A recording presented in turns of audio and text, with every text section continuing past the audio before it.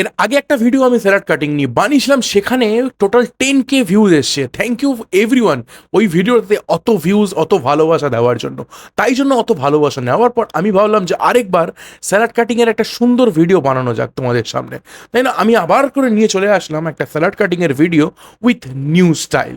ফার্স্টেই শশাগুলোকে ভালো করে ধুয়ে দুটো মাথা ভালো করে চপ করে নেবে, মানে একবার স্লাইস করবে না, ডবল স্লাইস করবে। কেন কি, এই স্লাইসের উপরেই ডিপেন্ড করে তেতো হবে কিনা। আর যদি পারো স্লাইস করার পরে যে পিসটা আসবে সেটা ভালো করে একটু শশার মধ্যে রাব করে নেবে। তারপরে শশাটাকে ভালো করে বাকলাগুলো ছাড়িয়ে নেবে একদম প্রপারলি, এক এক করে সব কটা শশার বাকলাগুলো আগে ছাড়িয়ে নেবে।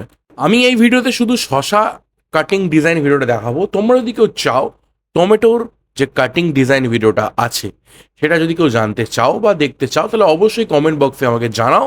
আমি নেক্সট কোনো একটা পার্টে নিয়ে আসবো তোমাদের জন্য টমেটো এবং গাজর সুন্দর একটা কাটিং ভিডিও। তারপরে সুন্দর করে পেঁয়াজগুলোকে গোল গোল রিং কাটিং এ করে নেবে, কেন কি স্যালাডের সাথে ওই রিং কাটিং এর পেঁয়াজটাই বেশি ভালো লাগে। এবার মেন পার্ট হলো শশার গায়ে ডিজাইনটা দেবে কিভাবে। এই যে জিনিসটা দেখো যেটাতে সবাই শশার বাকলা এবং আলুর বাকলা কেটে থাকো, ওটার মধ্যে একটা পার্ট দেখবে বেশ খাঁচকাটা খাঁচকাটা পার্ট আছে, যে ওই পার্টটাকে দিয়ে পুরো লম্বা লম্বি শশার গায়ে দাগ টানতে হবে, মানে উপর থেকে নিচ জাস্ট গোলাতে হবে। বেশি কেউ চাপ দেবে না, হালকা চাপ দিয়ে একভাবে টানবে, মানে দুবারে টানবে না, একবারে স্ট্রেট ভাবে টানবে। উপর থেকে নিচ লম্বা লম্বি একবারে টানবে আমার মতন, ঠিক আছে? অনেকে কমেন্ট করবে দাদা বা ভাই, শশাটা তো এইভাবে অনেকটা নষ্ট হচ্ছে, অনেকটা শশা ফেলা যাচ্ছে। একদমই না।